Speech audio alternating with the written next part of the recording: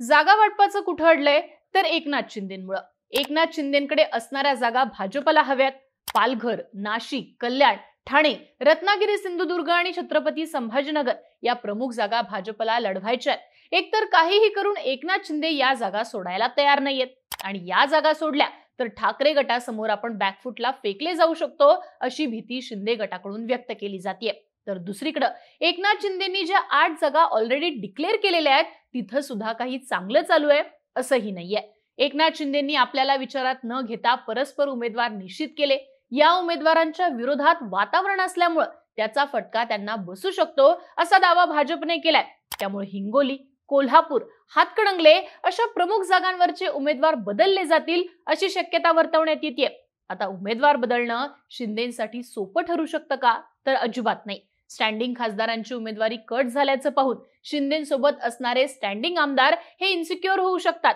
विधानसभेच्या निवडणुकीत आपल्याही नावावर भाजप कात्री मारू शकतं या शक्यतेतनं हे आमदार परत फिरण्याचा पर्याय स्वीकारू शकतात।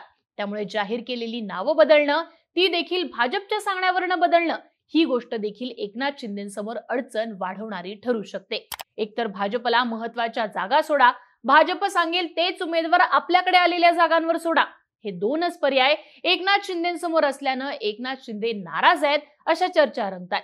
पण नाराजीच्या पलीकडे एकनाथ शिंदे काय करू शकतात तर काहीच नाही। एकनाथ शिंदे महाशक्तीच्या ओझ्याखाली इतके अडकलेत की आता त्यांच्या समोर काहीच पर्याय असल्याचं दिसत नाही।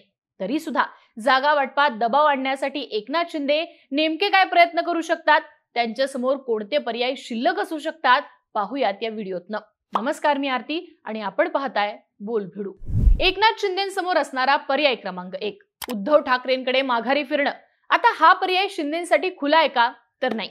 एकनाथ शिंदे ज्या क्षणी माघारी फिरण्यासंबंधी हालचाल करू शकतात त्याच क्षणी एकनाथ शिंदेंना बाजूला सारलं जाऊ शकतं। त्याचं प्रमुख कारण म्हणजे एकनाथ शिंदेंचा जे काही महत्व आहे ते त्यांच्या सोबत असणाऱ्या आमदार आणि खासदारांच्या संख्याबळावर आहे। यातला एक गट हा भाजप सोबत जाऊ शकतो। आता दुसऱ्या गटानं परत जाण्याचा विचार केला तर ते एकनाथ शिंदेंकडे नेतृत्व मात्र सोपवणार नाहीत। मग अशा वेळी हा गट स्वतःहून निर्णय घेऊ शकतो आणि माघारी फिरू शकतो।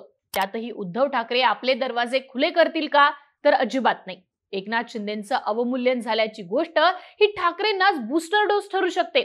मग अशा वेळी एकनाथ शिंदेंसोबत तडजोड न करता उद्धव ठाकरे त्यांच्यासोबत असणाऱ्या आमदार आणि खासदारांसोबत तडजोड करतील आणि शिंदेंना बाजूला सारतील।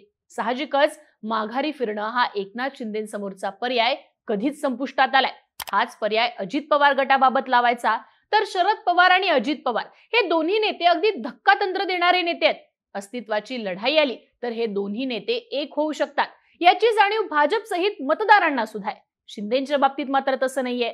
ठाकरे आणि शिंदेंचं नसलेलं रक्ताचं नातं ही गोष्ट शिंदेंना माघारी फिरण्याचा पर्याय नाहीये हे सांगण्यासाठी पुरेशी आहे। मग आता एकनाथ शिंदेंसमोर पर्याय काय राहतो तर भाजप सोबत दूर होऊन स्वतंत्र अस्तित्व राखणं। आता अशी घोषणा ज्या क्षणी एकनाथ शिंदे करू शकतील त्या क्षणी एकनाथ शिंदे राजकारणातनं अगदी वजाच होतात।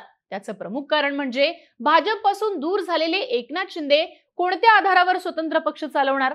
विरोधी पक्षाच्या बाकावर बसायची वेळ आलीच तर शिंदे गटाला निश्चितपणे ओहोटी लागू शकते याची जाणीव एकनाथ शिंदेंना सुद्धा आहे। सत्तेत असणं एकनाथ शिंदेसाठी अस्तित्व राखून ठेवण्यासाठी महत्वाचं आहे।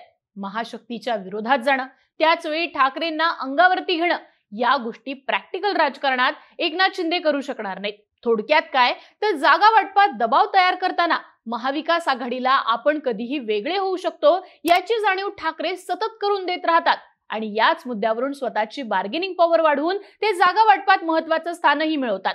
पण हीच गोष्ट एकनाथ शिंदे कधीही करूच शकत नाहीत।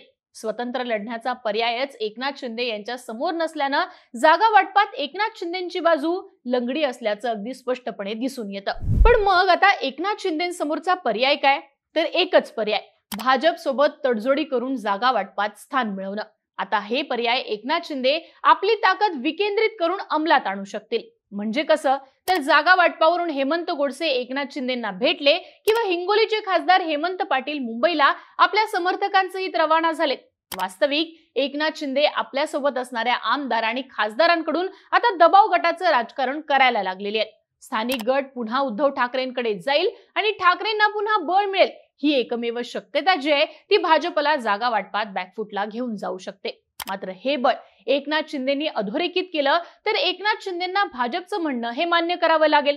आता हे होऊ न देण्यासाठी एकनाथ शिंदेंनीच आपल्या समर्थक आमदार खासदारांकडून भाजपवरती दबाव निर्माण करण्याची पॉलिसी सुरू केल्याचं दिसतं. पण हे राजकारण किती टिकतं हे सुद्धा पाहणं महत्वाचं राहणार आहे. कारण भाजपनं मागच्या निवडणुकीत 25 जागा लढवल्या होत्या, त्यापैकी 23 जागांवर भाजपचे उमेदवार विजयी झाले होते. आज भाजपने 24 जागांवरती आपले उमेदवार दिलेले आहेत. अजूनही भाजपला 6 जागा हव्यात. तर ठाकरे गटाकडून 17 उमेदवारांची पहिली यादी जाहीर करण्यात आली आहे.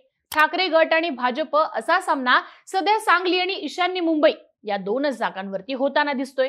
थोडक्यात काय तर भाजप आपल्या सर्वाधिक जागा काँग्रेस आणि शरद पवार यांच्या विरोधात लढवताना दिसते.